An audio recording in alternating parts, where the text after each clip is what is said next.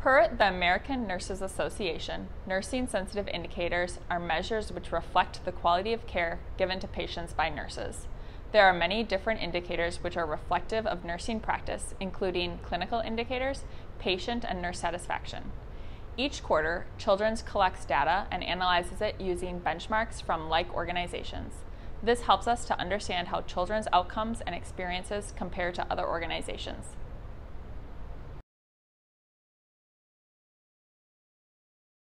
Children's clinical indicators are submitted to the National Database for Nursing Quality Indicators, or NDNQI, which collects data from over 2,000 organizations and provides benchmarks based on these submissions. With so many organizations using the same platform, we can be confident the benchmarks are representative of national outcomes. Like many organizations, Children's assesses data from the most recent 2 years or 8 quarters with a goal of outperforming the national benchmark the majority of the time, 5 out of 8 quarters. All inpatient units collect data on CLABSI, CAUTI, falls with injury, HAPI, stage 2 and above, PIVI, and pressure injuries related to medical devices. Each number seen here represents how many quarters that unit has outperformed the national benchmark for the indicator listed. For example, in the first box, we see PICU Minneapolis has outperformed the CLABSI national benchmark for 7 of the last 8 quarters, meaning they have had fewer CLABSIs than like units across the country for almost every quarter the last 2 years. For any units with gray or white boxes, this measure is not collected in the unit, or the unit has not had that measure enough quarters to benchmark over the last 2 years. As we continue to plan to apply for our second magnet designation in April 2022, we will need to outperform the majority of our inpatient units for the first 4 columns: CLABSI, CAUTI, falls with injury, and HAPI 2+. At this time, we collect falls with injury data for all ambulatory units and specific emergency department data with percentages of patients who left before treatment, left without being seen, or left against medical advice. Falls with injury data submission was just started 2 quarters ago for many clinics, which is why these boxes are white. Our many clinics do not all fit on one page. Please see additional data here. When we apply for magnet designation in April 2022, we will submit data for falls with injury and one of the 3 of our emergency department patient flow measures. Each patient cared for at Children's receives a survey after their visit to provide information on their experience. As of July of 2019, all departments now use electronic surveys for patients and families. Within 4 days of discharge, families are contacted via phone or text message and asked a series of questions about their experience. This survey has a variety of questions specific to the unit they were discharged from, such as bedside handoff, comfort going home, and overall experience. We also ask questions about their providers and the nursing care received. In the survey sent to families after a visit to Children's, there are 7 questions which are specific to the nursing care provided over the course of their stay. Each question seen here is part of many questions which can be used to assess nursing practice in the correlating category. Similar to the clinical indicators, each numbered box is representative to how many quarters this question outperformed national benchmarks from like organizations. Our inpatient units were among the last to transition to the electronic survey method, meaning the most quarters which can outperform at this time is 3.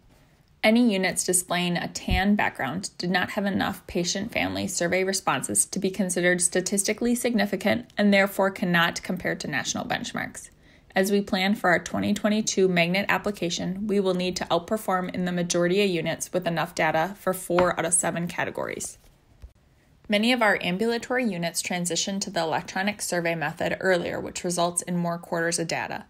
Like our inpatient units, many ambulatory clinics do not receive enough survey results each quarter to benchmark their data and are indicated by small stars. To view a little easier, clinics without enough survey responses are removed in the following slide. You will notice at the bottom the SPS units and surgery departments transition survey methods at the same time as inpatient units and therefore have only 3 quarters of data also. Many of the green and red boxes are questions or clinics which have only 5 quarters of data. This is enough to benchmark the data. However, many will continue to improve as more data becomes available. Like inpatient patient satisfaction, when we submit this data in our 2022 magnet application, We will need to outperform in 4 of the 7 categories shown. We are reminded at this time that nursing is an ever-changing field requiring lifelong learning. To support this, nurses engage in professional development opportunities in a variety of ways, such as unit-based classes, research, continuing education, evidence-based practice, certification, and many more. Currently, Children's analyzes and compares RN education and certification data to previous quarters to see trends over time. Starting this year, Children's will submit this data and compare it to similar organizations. This slide represents the highest nursing degree held by nurses throughout the organization over the last 2 years. As mentioned earlier, this data is not compared to other like organizations. However, you can see changes in the highest nursing degree held over time. Over the last 2 years, we have seen increases in nurses holding bachelor's, master's, and doctorate degrees. In December of 2019, Children's celebrated a significant milestone of over 80% of nurses holding a bachelor's degree or higher in nursing. This milestone was significant as 80% was a goal established by the Institute of Medicine in 2010 for 80% of all nurses across the country to hold a bachelor's degree or higher. Across the nation, about 60% of nurses hold a bachelor's degree or higher in nursing. Over the last 2 years, we have also had overall increases in nurses holding certifications. To be consistent with other organizations, in December 2019, Children's started to look at certification percentages through nurses who are eligible for certification. Children's sets annual goals in the Nursing Strategic Plan on percent of registered nurses holding certification. Starting December 2019, only eligible nurses were included to help determine reasonable goals and compare data to like organizations. In 2020, Children's set a goal to increase eligible nurses holding certification to 28.5% from 27.7%. In 2019, Children's also set a goal to have 50% of nursing leaders, directors, managers, and supervisors to hold a nursing certification. Great progress was made towards this goal, which will continue into 2020.